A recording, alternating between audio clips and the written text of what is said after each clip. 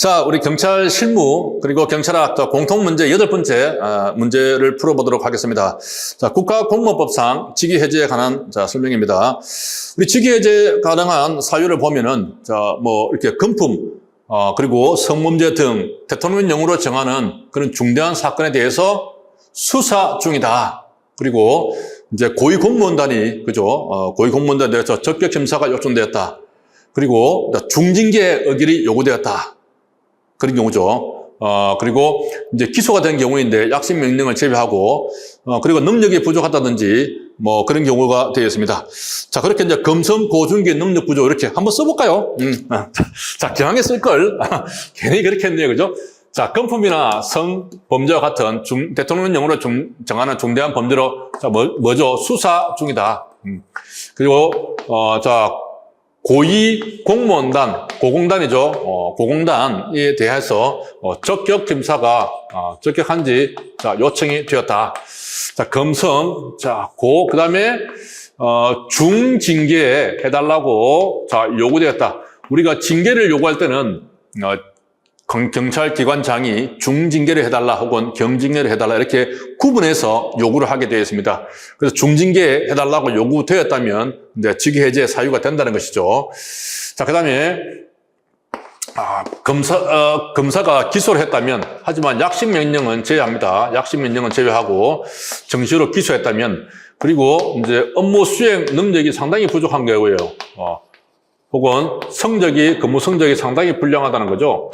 자, 이런 경우입니다. 자, 그래서 금성, 고, 중, 기. 자, 능력이 부족하면, 직위 해제를 해체로 바꿔서 해체시켜야 된다. 해체. 자, 이렇게 기억을 했어요. 자, 이랬을 때 이 사람들은 직위 해제 직위 해제 뭡니까? 해야 한다, 할 수 있다. 자, 이런 사유가 되면은 직위 해제 할 수 있다죠. 할 수 있다. 그런 사유가 있다고 해서 반드시 직위 해제 해야 되는 것은 아닙니다. 있다고 하더라도 할 수 있다. 그런데 이런 직위 해제 사유가 해소되어 버렸어요. 기소했는데 뭔가 취소했다든지 혹은 재판 이미 받아버렸다든지 중징계 요구를 취소했다든지 아무튼 이런 사유가 해소가 되었으면 어떻게 됩니까? 당연히 복직 하여야 하겠죠. 하여야 한다 그죠? 직위 해제를 해야 되는 것이고 당연히 복직 명령 하여야 합니다. 자, 따라서 직위 해제는 할 수 있지만 사유가 해소가 되면 당연히 복직 명령해야 되는 것이고 이렇게 돼 있죠. 그리고 이제 이 직위 해제 기간 중에는 어떻게 됐습니까?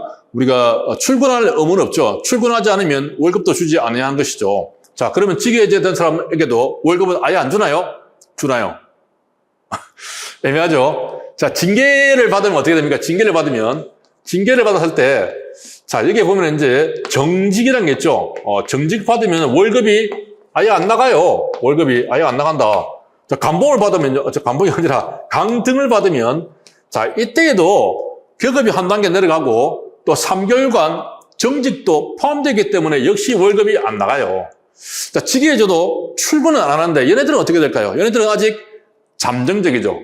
보통 직위해제를 한 다음에 징계 처분으로 가기 때문에 아직 잠정적이기 때문에 월급을 준다.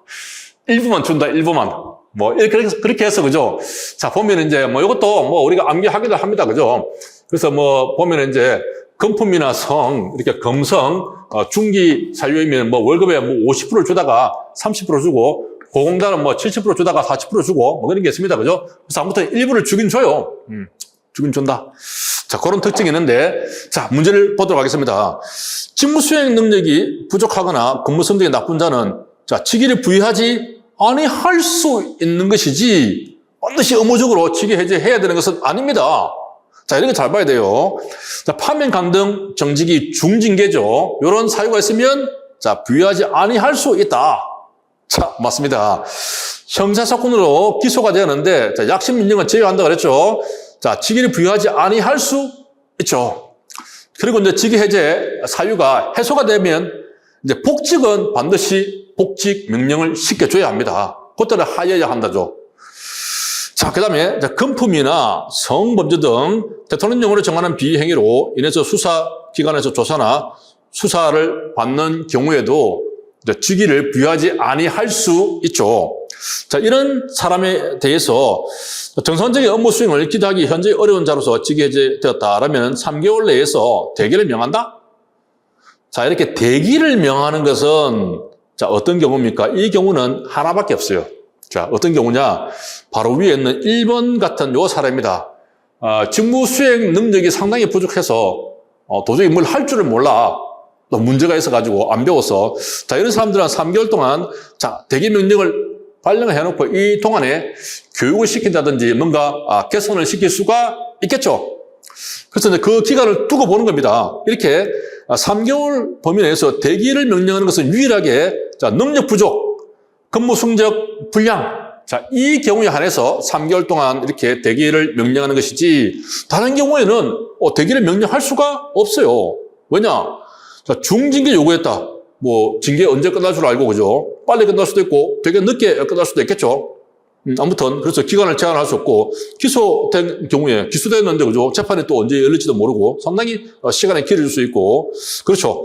그래서 자, 대기 명령이 들어가는 것은 능력 부족, 성적 불량, 개선 교육을 시키기 위한 자, 이 경우에 한정된다 하는 것만 자, 잘 기억을 하면 되겠습니다. 자, 오늘은 여기까지입니다.